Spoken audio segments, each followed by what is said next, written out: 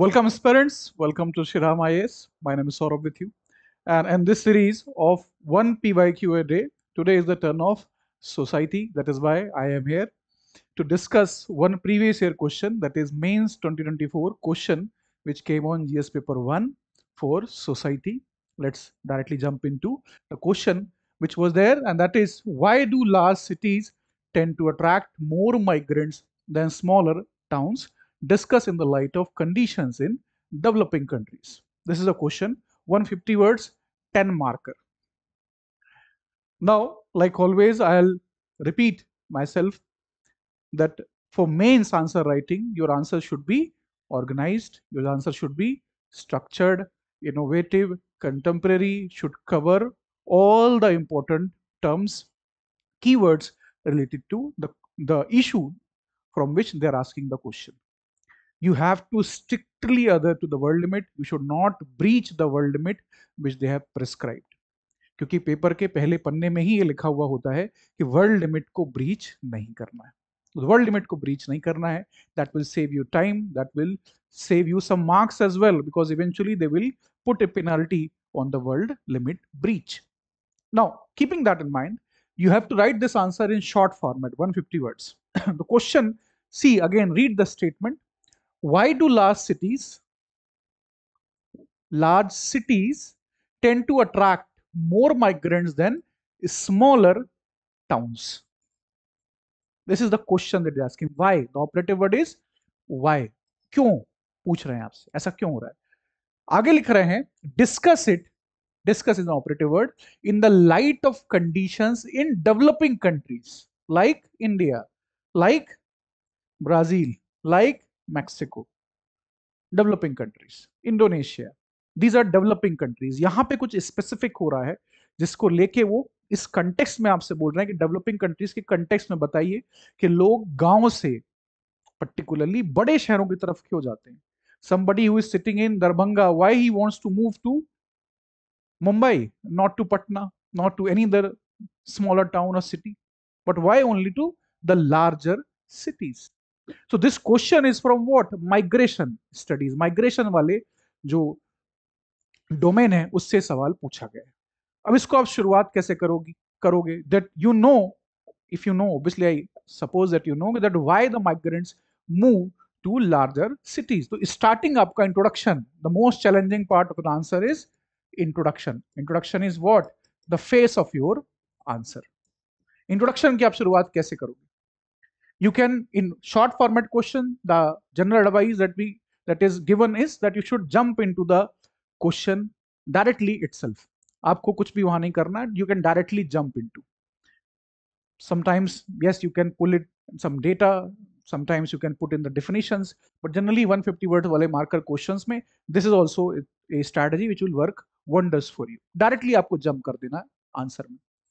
तो यहां बात करोगे, people move to larger cities. Why? Because of better infrastructure facilities, better educational health services, better job prospects, good opportunities for social mobility. तो यहाँ jobs हमारे पास हैं इन बड़ी सिटीज में for unorganise sector, organise sector, skilled, semi skilled labourers, इनके लिए भी jobs आपको मिल जाएंगे. तो ये हमारा बहुत बड़ा अट्रैक्शन है लार्ज सिटीज का, जिसकी वजह से लोग यहाँ पे मूव करते हैं. तो जो बेनिफिट हैं वो आप इमीडिएटली यहाँ पे लिख दोगे. Primarily countries like India, countries like Brazil, countries like Indonesia. तो आपसे जो ऑपरेटिव पार्ट पूछा गया है वो है वाई का, और फिर आपसे कहा जा रहा है कि डिस्कस करना है इसको. तो वाई आपने मेंशन कर दिया, फ्लैट आपने मेंशन कर दिया why this is the case. Then you will come into the discussion mode. यहाँ पे और भी बहुत सारी चीजें हैं. इंफ्रास्ट्रक्चर प्राइमरली बेटर होता है यहाँ पे. जो अपॉर्चुनिटीज हैं वो रियल एंड इमेजिन्ड बेटर होती हैं इन सिटीज में. तो अपॉर्चुनिटीज भी बेटर है, इंफ्रास्ट्रक्चर भी बेटर है, skilled, semi skilled, organise, unorganise sector में जॉब्स प्लेंटी अवेलेबल हैं, वेजेस यहाँ पे ज्यादा होते हैं.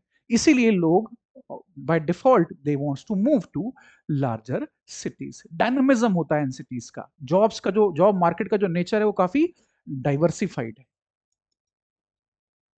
डाइवर्सिफाइड है, डायनामिज्म है, और ये मेट्रोपोलिसेस होते हैं मोस्टली, मेट्रोपोलिसेस होते हैं। एक कल्चरल स्केप भी होता है।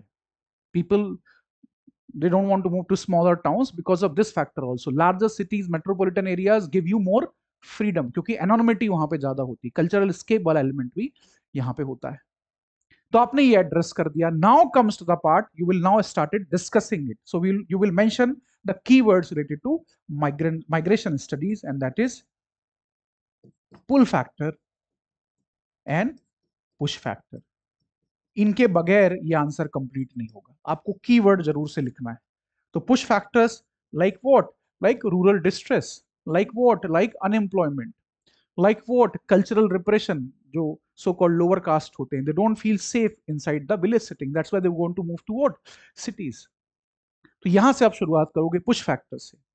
आजकल डिजास्टर रिलेटेड डिस्प्लेसमेंट होते हैं, तो जो डिस्ट्रेस माइग्रेशन है, जो जॉबलेसनेस की वजह से हो रहा है, जो पॉवर्टी की वजह से हो रहा है, जो कल्चरल रिप्रेशन की वजह से हो रहा है, इनकी वजह से people want to move to big cities, because big cities are what? The centres of modernity, cultural modernity, economic modernity, technological modernity, उसका वो हब होते हैं। फिर आप बात करोगे पुल फैक्टर्स की। Pull factors are also there.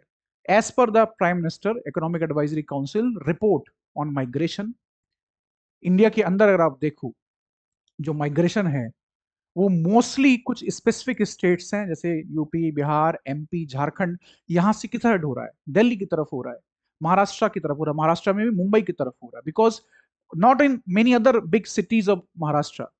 जब कोई शहर बड़ा हो जाता है तो वहां multi ethnic, multi religious, multi caste groups के लोग रहते हैं। They learn to live together, tolerance, एक सेंस ऑफ इंक्लूसिविटी उन सिटीज में आ जाती है, कंपेयर टू स्मॉलर टाउन्स जहां पे इथनिक मेजोरिटी होती है, लिंग्विस्टिक जो डोमिनेंस है वो वहां पे होता है। तो इसीलिए जो पुल फैक्टर्स होते हैं इन सिटीज के, वो काफी बढ़िया होते हैं। आपने ऊपर यहां पे मेंशन किया हुआ है, जो उसको मेंशन नहीं करना है, डिफरेंट वे में आपको पुल फैक्टर्स को लिखना है।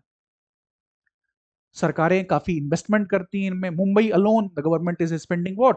Close to $30 billion, 30 billion on what? On infrastructure, various tunnels, coastal road projects, metros, etc. There are cities like Delhi where government has gone through the Commonwealth Games in 2010, for which they have developed a lot many infrastructure.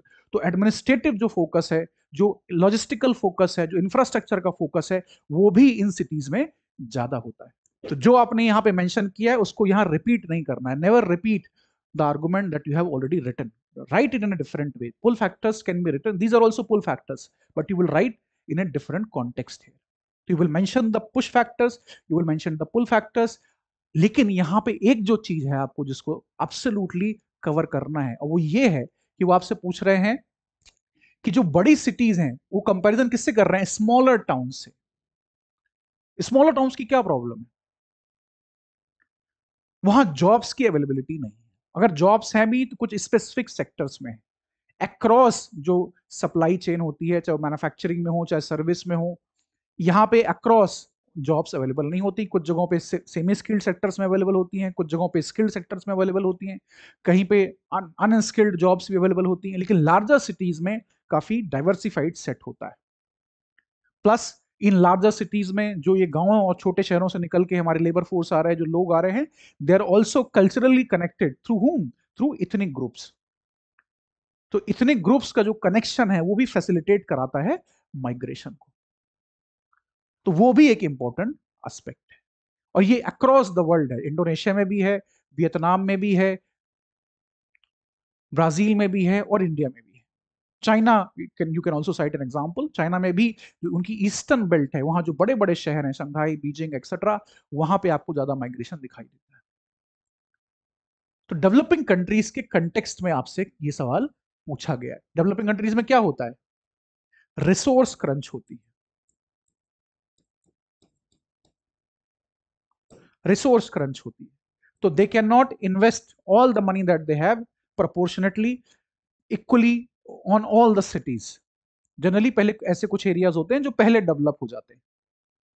There is a famous quote, by a Chinese statesman, that Deng Xiaoping, that there will be a possibility when he was opening up the Chinese economy that some people and some regions will become rich first, बाकी लोग बाद में rich होंगे, develop होंगे. ऐसा ही यहाँ पे concept developing countries का कि कुछ सिटीज, कुछ एरियाज पहले ज्यादा डेवलप हो जाते हैं, बाद में वो डेवलपमेंट दूसरे क्षेत्रों की तरफ पहुंचता है. तो रिसोर्स क्रंच यहाँ पे होता है डेवलपिंग कंट्रीज में, गवर्नेंस के इश्यूज होते हैं. छोटे शहरों में आपको करप्शन भी दिखाई देगा. इंफ्रास्ट्रक्चर की अगर आप बात करिए, लॉजिस्टिक्स की आप बात करिए, इंडस्ट्रीज की बात करिए, ये आपको वहां पे कम दिखाई देंगे. पीपल डोंट वांट टू, और the business people don't want to invest in those areas for variety of reasons. तो छोटे शहरों में डेवलपमेंट एक थोड़ी तरह से रुक जाता है, जिसकी वजह से people want to move to directly to the big cities. लेकिन आप बाद में आगे लिखोगे, you can take this line कि this is changing in India because of variety of industries like IT industries which are moving toward smaller cities as well. Bhubaneswar जा रही हैं, ऐसे ऐसे सिटीज, कैपिटल्स जो स्टेट्स के हैं वो खड़े हो रहे हैं और साथ में पैरेलल सिटीज खड़ी हो रही हैं. पुणे खड़ा हो गया है मुंबई के अंदर, नागपुर इज देयर, बंगलुरु तो ऑलरेडी एक मेट्रोपॉलिटन सिटी ऑलमोस्ट बन गया है, Hyderabad has emerge, Bhubaneswar is emerge, Ranchi is emerging, Lucknow is emerging. So these are the cities also, Jaipur, where the development is taking place. और यहाँ पे भी migration definitely हो रहा है. So you can also cite that argument and can say कि भाई ऐसा यहाँ पे development जो है वो हो रहा है. तो वो बात भी एकदम उचित आपकी होगी. वो आपसे डिस्कस करने के लिए कह रहे हैं, चर्चा करने के लिए. तो आप अपना ओपिनियन जो है वो यहाँ पे डालोगे. दिस इज अ फैक्ट कि लार्जर सिटीज की तरफ ज्यादा मूव होता है. कल्चरल एस्पिरेशन होती है लोगों की, मीडिया इन्फ्लुएंस्ड होते हैं लोग कि Mumbai is a city of dreams, imagination उनका बहुत विविड होता है मुंबई को लेके. इसीलिए लोग बड़ी सिटीज की तरफ जाते हैं, वहां वेजेस ज्यादा होती है.